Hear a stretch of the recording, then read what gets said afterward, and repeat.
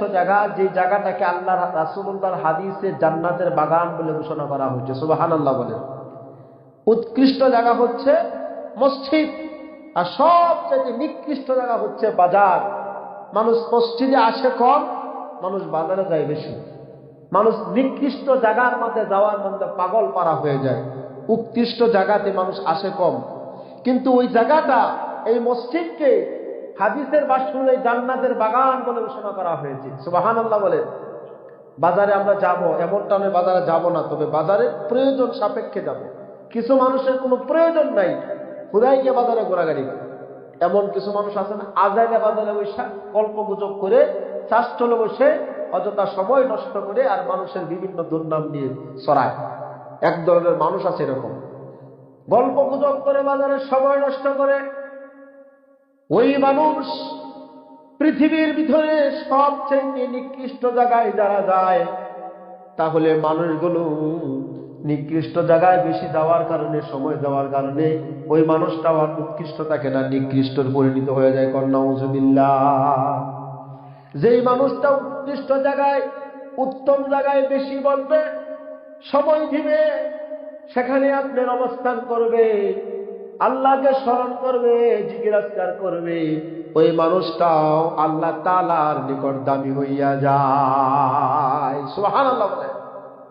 প্রিয় ভাইরা আমার, আল্লাহ তাআলা বলেন, ইন্নামা ইয়া'মুরু মাসাজিদাল্লাহি মান আমানা বিল্লাহি ওয়াল ইয়াউমিল আখির ওয়া আকামাস সালাতা ওয়া আতাজ যাকাতা ওয়া লাম ইয়াখশা ইল্লাল্লাহ ফাআসা উলাইকা আন ইয়াকুনু মিনাল মুহতাদিন। বারামান আল্লাহ তাআলা বলে, ইন্নামা ইয়া'মুরু মাসাজিদাল্লাহ, আল্লাহর মসজিদে আবাদ করবে তারাই। তারা কারা? মান আমানা বিল্লাহ, যারা পরকালের প্রতি বিশ্বাস, যারা আল্লাহ তাআলার প্রতি বিশ্বাস স্থাপন করে। আল্লাহর মসজিদগুলোকে আবাদ করবে তারাই, যারা একমাত্র আল্লাহর উপর ঈমান আনে, আল্লাহর উপর বিশ্বাস স্থাপন করে। শুধু এটাই নয়, ওয়াল ইয়াউমিল আখির, এবং পরকালের প্রতি তারা বিশ্বাস স্থাপন করে। শুধু এটাই নয়, ওয়া আকামাস সালাতা, নামাজ প্রতিষ্ঠা করে, ওয়া আতাজ যাকাত, যাকাত প্রদান করে। নামাজ প্রতিষ্ঠা করে, যাকাত প্রদান করে। ওয়ালাম ইয়াখশা ইল্লাল্লাহ, সে বলে আমি আল্লাহ ছাড়া কাউরে ভয় করি না। পৃথিবীর জমিনে আমি আল্লাহ ছাড়া কারো নিকট মাথা নত করি না, আল্লাহ ছাড়া কারো নিকট মাথা নত করি না, কারো ভয় করি না, আমি একমাত্র আল্লাহরে ভয় করি। সুবহানাল্লাহ বলে। তাহলে এই মানুষ হবে আপনার, তারা মসজিদকে আবাদ করবে। আল্লাহ তাআলা বলছেন, অচিরেই আল্লাহ তাআলা তাদের হেদায়েত দান করবেন, অচিরেই তাদেরকে হেদায়েতের রাস্তা দেখায় দেবেন। সুবহানাল্লাহ বলে।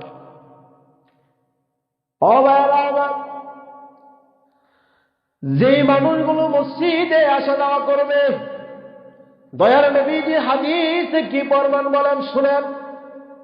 আন আবি হুরায়রা রাদিয়াল্লাহু তাআলা আনহু قال قال رسول الله صلى الله عليه وسلم من غدا إلى المسجد أو رحاه عد الله له نزله من الجنة كلما غدا أو راح মুত্তাফাকুন আলাইহি। হযরত আবু হুরায়রা থেকে বর্ণনা, রাসূলুল্লাহ সাল্লাল্লাহু আলাইহি ওয়াসাল্লাম ইরশাদ করেন, যেই মানুষগুলোকে তোমরা সকাল সন্ধ্যা মসজিদে আসা যাওয়া করতে দেখবা, তারা সকালে বিকালে মসজিদে যাবে, মসজিদে চলাফেরা করবে, আসবে, নামাজ পড়বে, জিকির আজকার করবে, সময় দিবে, আল্লাহ রাসূলুল্লাহর ভাষ্য অনুযায়ী, হাদিস অনুযায়ী আল্লাহ তাআলা তাদেরকে জান্নাতের মেহমানদারি করবেন। সুবহানাল্লাহ।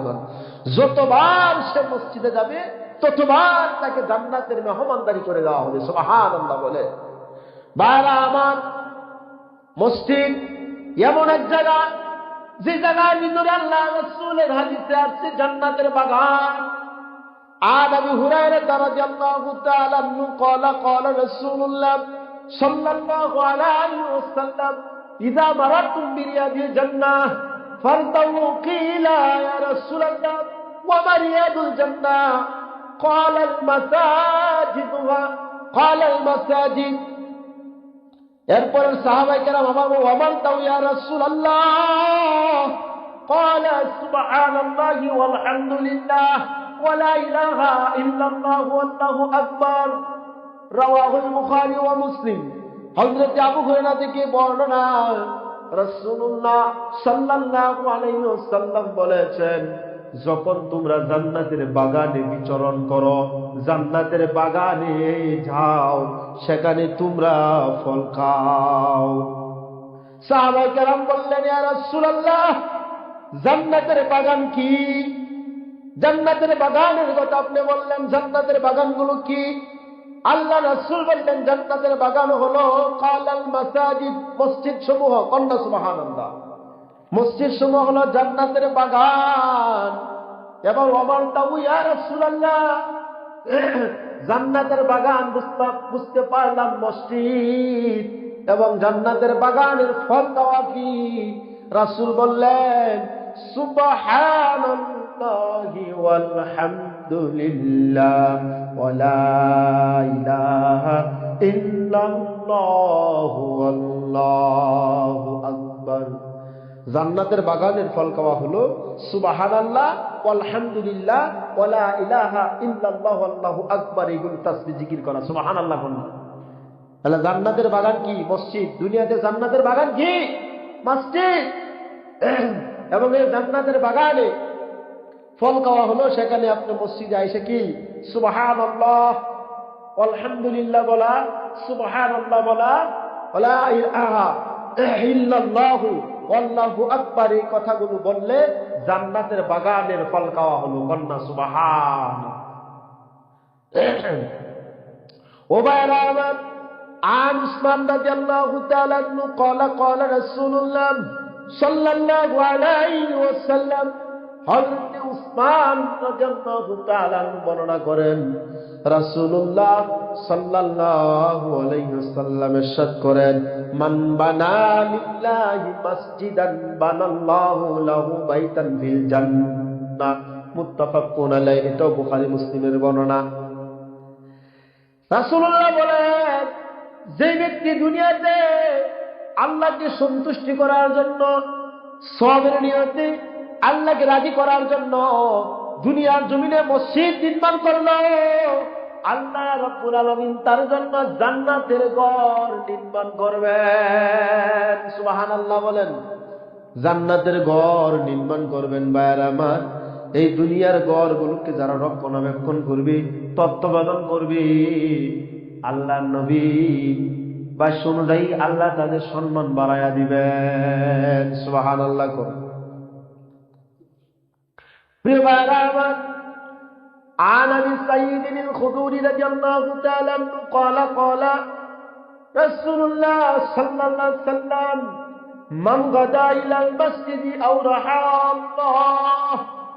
যে ব্যক্তি সকাল সন্ধ্যা মসজিদে যায়, রাসূলুল্লাহর হাদিসে আসছে, যে ব্যক্তি সকাল এবং সন্ধ্যা মসজিদে যায়, তাহলে তারে তোমরা ফাশহাদু লাহু বিল ঈমান, তাকে সাক্ষ্য দিবে তারা ঈমানদার বলে। সুবহানাল্লাহ বলে। যে ব্যক্তি সকাল সন্ধ্যা মসজিদে যাতায়াত করে, মসজিদে আসে, ইবাদত করে, তাসবিহ তাহলিল পাঠ করে, মসজিদে সময় দেয়, আল্লাহ রাসূলের হাদিস হলো, ওই ব্যক্তিকে ফাশহাদু লাহু বিল ঈমান, তাকে সাক্ষ্য দিবে তোমরা সে ঈমানদার। সুবহানাল্লাহ বলেন। قال قال الله تعالى إنما يعمر مساجد الله।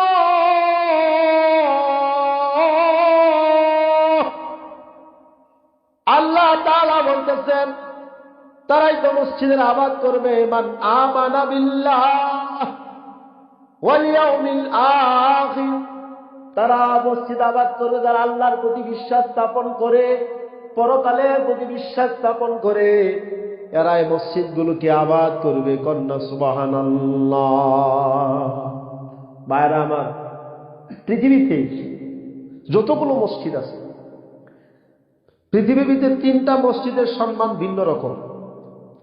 যেটা হলো কানায় কাবা, কাবাগর, যেখানে আমরা মুসলমানরা যে কেবলার দিকে ফিরে নামাজ আদায় করি, এবং আমরা যখন হজ করতে যাই যে কানা কাবায় তওয়াফ করা হয়, যেটা বাইতুল্লাহ আল্লাহর ঘর বলা হয়।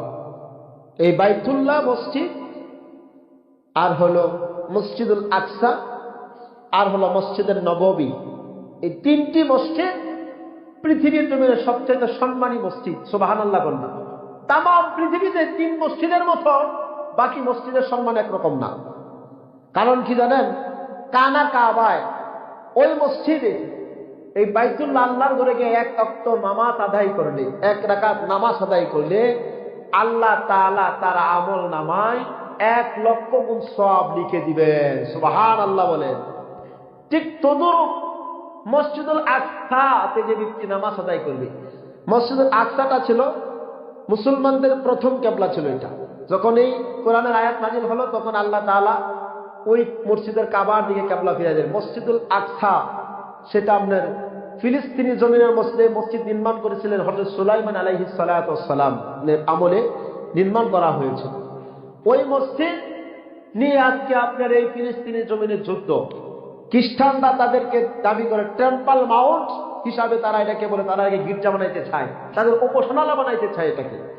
কিন্তু এটা মুসলমানদের মসজিদ, মুসলমানরা এটা রক্ষণাবেক্ষণ করেছে। এবং আল্লাহর পয়গম্বর ইব্রাহিম সুলাইমান আলাইহিস সালাতু ওয়াস সালাম এই মসজিদ নির্মাণ করেছিলেন জিনদের মাধ্যমে, মসজিদুল আকসা।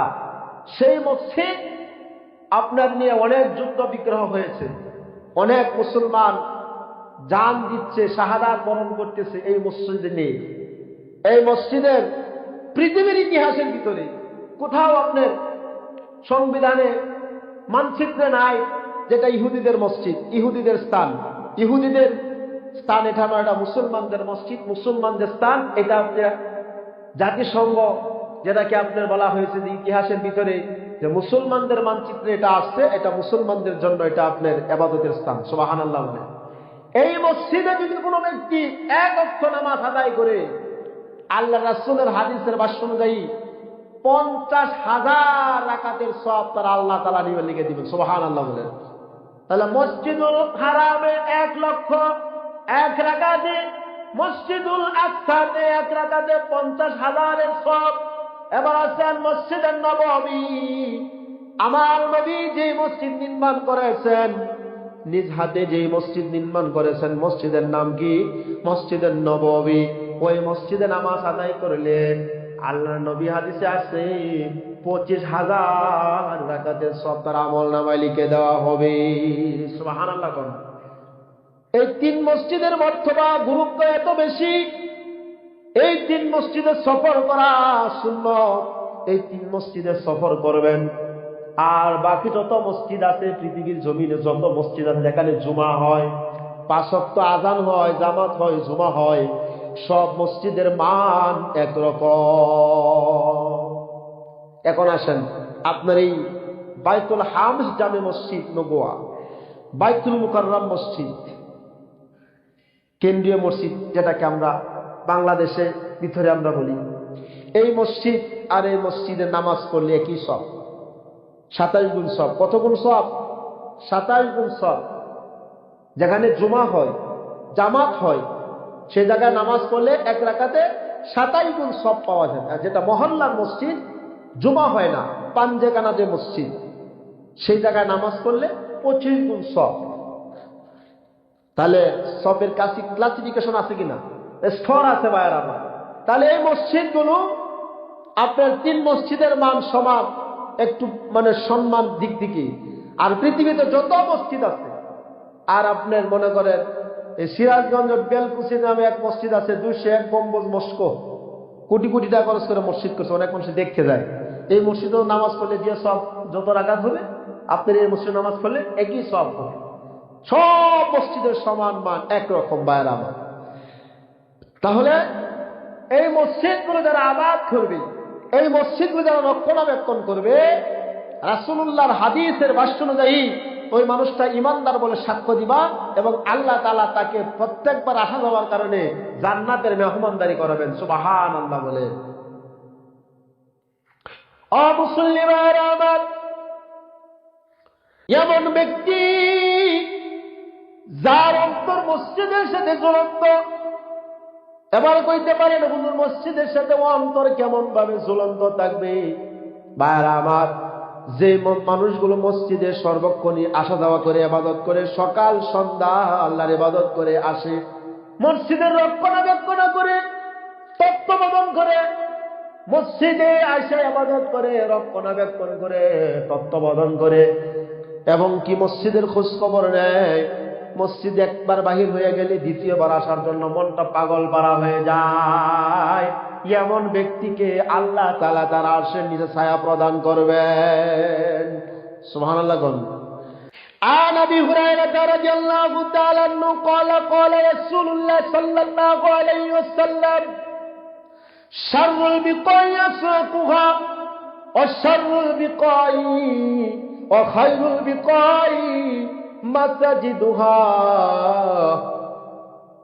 দয়াল নবীর হাদিস, আবু হুরায়রা থেকে বর্ণনা, রাসূলুল্লাহ সাল্লাল্লাহু আলাইহি সাল্লাম বলেছেন যে দুনিয়ার ভিতরে নিকৃষ্ট জায়গা, শাররুল বিকাই আসওয়াকুহা, দুনিয়ার ভিতরে সবচেয়ে নিকৃষ্ট জায়গা হলো বাজার। নাউযুবিল্লাহ। দুনিয়ার ভিতরে নিকৃষ্ট জায়গা হচ্ছে বাজার। ওই বাজারে আমরা বেশি বেশি যাই। বাজারে যাবেন, নিষেধ নাই, তবে বাজারে যাওয়ার উদ্দেশ্য হলো বাজারে বাজার করবেন, বাজার করা শেষ আবার চলে আসবেন। বাজারে বসে গালগপ্প মারবেন না, বাজারে বসে সময় নষ্ট করবেন না। বাজারে যাবেন, বাজারে যাওয়া এক মুসলমানের সাক্ষাৎ হলে সালাম বিনিময় করবেন, মুসাফা করবেন, নেকের গুনার পরিবর্তিতে সওয়াব হবে। ভাইরা আমার, আর পৃথিবীর জমিনে খায়রুল বিকাই মাসাজিদুহা, সব উৎকৃষ্ট জায়গা হলো আল্লাহর ঘর, মসজিদ সমূহ। পৃথিবীর জমিনে সর্ব উৎকৃষ্ট জায়গা হলো মসজিদ। সুবহানাল্লাহ। এই মসজিদে মুসল্লি কম আসে, মসজিদে বেশি কম যায়। উৎকৃষ্ট জায়গা জান্নাতের বাগান বলে ঘোষণা করা হয়েছে। ওয়ামান আযলামু মিম্মান মানাআ মাসাজিদাল্লাহ। ভাইরা আমার, যে ব্যক্তি নাকি আল্লাহর ঘর মসজিদকে সম্মান করবে, তাহলে আল্লাহ তাআলা তার সম্মান বৃদ্ধি করে দিবেন। সুবহানাল্লাহ। যে মসজিদকে আল্লাহ তাআলার মসজিদকে সম্মান করবে, মসজিদে রক্ষণাবেক্ষণ করে, মসজিদে আইসা একটু বালু থাকলে সে পরিষ্কার করবে, নিজ দায়িত্বে। এমন নয় যে মসজিদে মুয়াজ্জিন আছে, খাদেম আছে, সে পরিষ্কার করবে, আমি কেন করব, এটা না। যখনই তার চোখের সামনে থেকে একটু ময়লা, নিজ হাতে পরিষ্কার করবে। তাহলে হাদিসে আসছে তার দিলের ময়লা আল্লাহ তাআলা পরিষ্কার করে দিবেন। সুবহানাল্লাহ বলেন। যদি কোনো মুসলমান কোন মসজিদে একটু ধুলো বালু পরিষ্কার করে দেয়, মুছে দেয়, আল্লাহ তাআলা তার দিলের ময়লা দূর করে দেয়। সুবহানাল্লাহ। আর এই মসজিদের যে সম্মান করবে, ইজ্জত করবে, আল্লাহ তাআলা ওই বান্দা তার সম্মান ইজ্জত বাড়ায়া দিবেন। আর যে মসজিদে মানুষদেরকে আসার জন্য বাধা প্রদান করে আসতে দেয় না, আল্লাহ তাআলা ওই মানুষদেরকে তাদেরকে বেইজ্জতি করিয়া দুনিয়ার জমিন থেকে উঠাইবেন। নাউযুবিল্লাহ। মসজিদ কার ঘর? আল্লাহর ঘর, মানুষের কোনো ঘর নয়। সেই জায়গার ভিতরে আমরা সময় বেশি দেব। ভাইয়ার আমার, সময় সংক্ষিপ্ত। মসজিদগুলোকে আবাদ করব, মসজিদগুলোকে আপনার ইবাদত বন্দেগী করব। মসজিদে আইসা আমরা জিকির আজকার করব, আল্লাহর স্মরণ করব, আল্লাহর গুণ কীর্তন করব, আল্লাহর প্রশংসা করব। তাহলে আল্লাহ রাব্বুল আলামিন আপনি আমাকে এই মসজিদের উসিলা করে কিয়ামতের মাঠে, হাসরের মাঠে নাজাতের উসিলা করে দিবেন। সুবহানাল্লাহ বলেন।